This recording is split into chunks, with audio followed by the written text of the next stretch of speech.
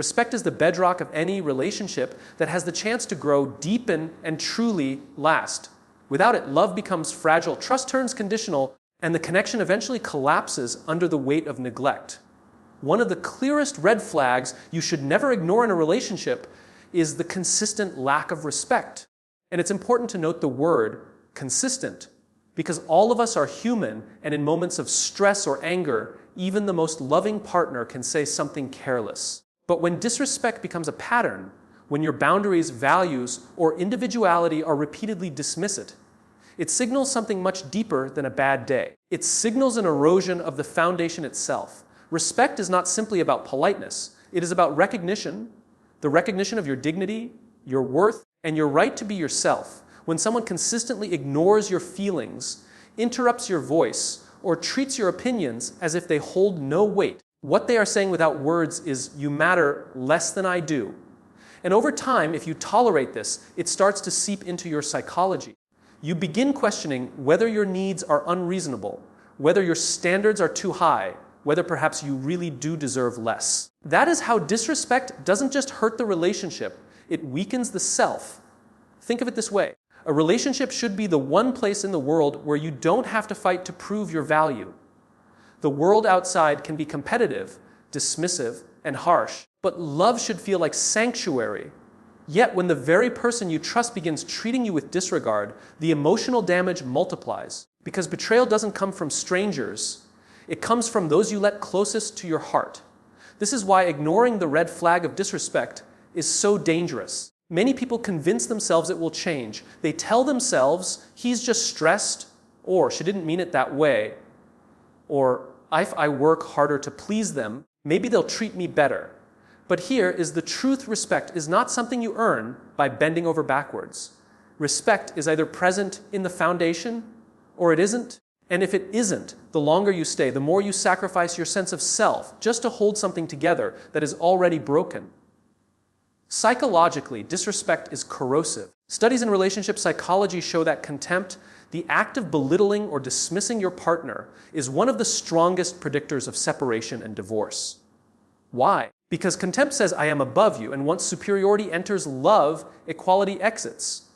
Relationships thrive on partnership, not hierarchy. They demand a balance where both people can express themselves fully, where both voices count, where disagreement doesn't equal dismissal. Without that, love becomes submission, and submission, dressed up as commitment, is not love at all. Now let's think philosophically. Respect is ultimately about freedom, the freedom to be yourself while being loved. When someone truly respects you, they don't need to control you, diminish you, or mold you into something else. They honor your individuality even when it differs from theirs. Disrespect, on the other hand, is a denial of that freedom. It is an attempt, subtle or overt, to reduce you to something smaller so that they can feel larger. And no great relationship has ever been built on shrinking one person so the other can stand taller. So when you notice consistent disrespect, pay attention. It might come as sarcasm that cuts deeper than it should. It might show up in dismissive comments about your dreams, as if your ambitions are trivial. It might reveal itself when your boundaries, what you are and are not comfortable with, are laughed off or ignored. Each of these moments may seem small in isolation, but over time they add up to a pattern. And patterns tell the truth about character. The difficult part is that many people stay, even when they see the pattern clearly. Why? Because love, or at least the hope of love, convinces them that enduring disrespect is better than being alone. But here is where the courage of self, love must step in. To stay where you are disrespected is not loyalty. It is self-abandonment. And to walk away is not failure. It is self-preservation. If you want a relationship that nurtures you, you must first nurture your own boundaries. If you want love that uplifts you, you must first refuse to tolerate the behaviors that diminish you. Respect is not a luxury in love. It is the minimum requirement. And when it is missing, no amount of affection, passion, or history can make up for its absence. So, if you are listening to this and realizing that disrespect has become a normal part of your relationship, take it as the loudest red flag possible. Do not rationalize it. Do not hope it will disappear on its own. A person who truly loves you will show it not only through words, but through the daily act of honoring your worth. And if they don't, the greatest respect you can show yourself is the decision to no longer accept less than you deserve. Never forget, love without respect is not love, it is dependency. And the moment you recognize that truth is the moment you reclaim your power. Control is one of the most dangerous illusions in a relationship because it rarely presents itself in its true form at the beginning. Nobody enters love saying, I want to dominate you, I want to restrict you, I want to strip away your freedom. No. Control usually disguises itself as care. It arrives wrapped in words that sound protective. I just want what's best for you. I'm only saying this because I love you. I don't think you should do that. It's not safe, it's not right, it's not us. On the surface, these phrases can sound like concern, but when repeated often enough, when used to limit your choices, your independence, or your voice, what is being expressed is not care at all. It is possession. This is a red flag too many people ignore because it doesn't look toxic at first glance. We mistake it for devotion. We tell ourselves they're just protective, or it's only because they love me. But ask yourself this, is love supposed to shrink your world or expand it? True love wants you to grow, to step into the fullness of your own life, even if it means facing risks. Control, on the other hand, wants you small, predictable, and dependent because your freedom feels like a threat to the one trying to hold it. Psychologically, control erodes your sense of autonomy, the deep human need to make choices for yourself. When someone constantly tells you what you can or cannot do, who you can or cannot see, or what goals are acceptable for you to pursue, it gradually conditions you to doubt your own judgment. Over time, you may stop making decisions altogether, waiting instead for approval or permission. That is not partnership, it is captivity disguised as care, and the danger of this dynamic is subtle. At first, the controlled partner may not even notice it happening. They may even feel cared for, believing they are lucky to have someone so involved.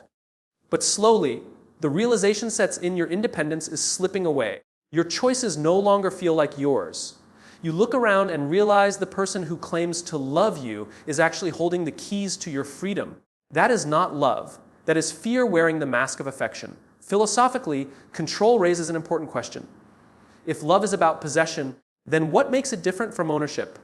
To claim to love someone while restricting their freedom is to treat them not as a partner, but as property. And property does not have a voice. Property does not have a choice. But love, in its truest form, is not about ownership. It is about stewardship. It is about caring for another person's spirit, not caging it. This is why it is so essential to recognize control early. Because once you adjust to living in a controlled environment, it becomes harder to see it for what it is. It begins to feel normal. You convince yourself that giving up small freedoms is just part of keeping the peace. But peace built on silence is not peace. It is submission. And submission may keep a relationship intact on the outside, but inside it kills the very soul of connection. A healthy relationship says, I love you, so I want you to be more of who you are. A controlling relationship says, I love you, so you must become who I want you to be. See the difference. One expands your life, the other reduces it. One empowers your confidence, the other feeds your insecurity. One celebrates individuality, the other demands conformity. And once conformity takes over, you are no longer in a partnership. You are living in someone else's design for your life. This is why ignoring the red flag of control disguised as care is one of the most dangerous mistakes you can make. It doesn't only cost you your freedom, it costs you your identity. And a relationship that demands you sacrifice your identity cannot possibly lead to fulfillment. So how do you identify it? Pay attention to patterns. Does your partner's concern often come with ultimatums? Do they phrase love as conditional on your obedience? Do they discourage your friendships, your independence, your ambitions, while claiming it's for your own good? These are not the signs of care. They are the signals of control. And the sooner you name it, the sooner you can protect yourself from it. Never forget this, real love is not afraid of your freedom. It celebrates it.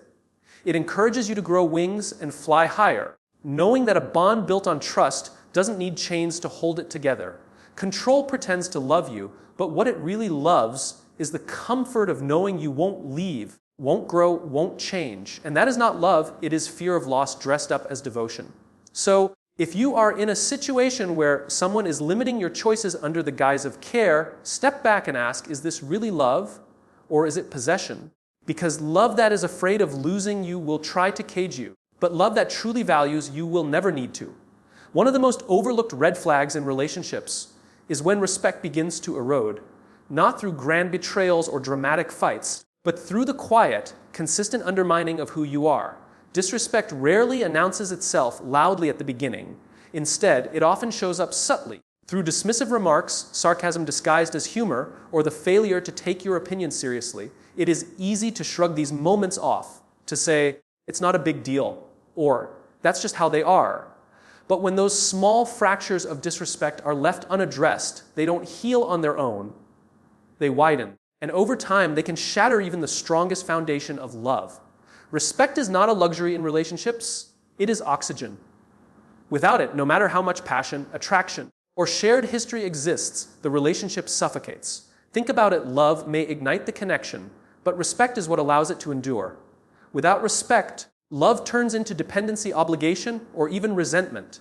And yet so many people ignore this red flag, believing that if the love is strong enough, the lack of respect can be tolerated. But here's the truth, love without respect is not love. It is control, infatuation, or convenience wearing the mask of love. Psychologically, disrespect has devastating effects on self-worth. When your voice is constantly dismissed, when your needs are belittled, when your values are mocked, you start to internalize the message that maybe your voice doesn't matter, your needs aren't important, and your values aren't valid. This creates a cycle where one partner dominates while the other shrinks. That shrinking may feel like compromise at first, but over time, it becomes erasure. You lose touch with your own identity. And a relationship that demands you erase yourself is not a partnership. It's a slow form of self-destruction. Disrespect doesn't always appear as shouting or insults. Sometimes it's the subtle lack of listening when you speak. Sometimes it's the rolling of eyes when you share your dreams. Sometimes it's the refusal to acknowledge your boundaries, no matter how clearly you've expressed them. These patterns may seem small, but their meaning is profound. They signal that your humanity is not being honored, that your voice is not being valued. And once respect is gone, trust soon follows, because you cannot trust someone who consistently disregards your dignity. Philosophically, respect is at the core of what it means to truly see another person. To respect someone is to acknowledge that they are not an extension of you, but an individual with their own mind, heart, and path. Disrespect, on the other hand, is the denial of that individuality. It is an attempt, whether conscious or unconscious, to reduce the other person into something less than whole. And when one partner diminishes the other, the relationship loses its balance, because love cannot thrive in inequality. This is why ignoring disrespect is so dangerous. People convince themselves it will change, that once the stress passes, once the anger calms, once the situation improves, respect will return. But respect is not conditional. Respect is either present or it isn't. If it disappears under pressure, it was never stable to begin with. And waiting for it to magically return is like waiting for broken glass to reassemble itself. You will only keep cutting yourself in the process. Now, here's the deeper truth. Accepting disrespect is often tied to our own fears, fear of being alone, fear of starting over, fear of not being worthy of better treatment. These fears convince us to tolerate behaviors that violate our dignity. But think about what that really means. You are choosing companionship at the expense of your own humanity. And no relationship, no matter how much love you think it carries, is worth the price of losing yourself. The strongest, most fulfilling relationships are those where respect is not conditional, not earned in moments of agreement, but given consistently, even in disagreement. Respect says, I may not agree with you, but I still value your perspective. It says, your dreams matter as much as mine. It says, you have the right to exist fully, without apology. And when two people consistently extend that respect to one another, love becomes not a cage, but a sanctuary. So, what should you do when disrespect appears? Don't excuse it. Don't minimize it. Address it directly. Because every time you let it slide, you teach the other person that your dignity is negotiable. And once your dignity becomes negotiable, your entire identity is at risk. Protecting respect is not about being demanding. It's about being clear that you deserve to be seen, heard, and valued. Remember this, relationships are not destroyed overnight. They unravel slowly through repeated moments of unchallenged disrespect. But the same is true in reverse. Relationships can grow stronger through repeated acts of respect. It is the daily choice to honor one another's humanity that determines whether love becomes a source of strength or a source of pain.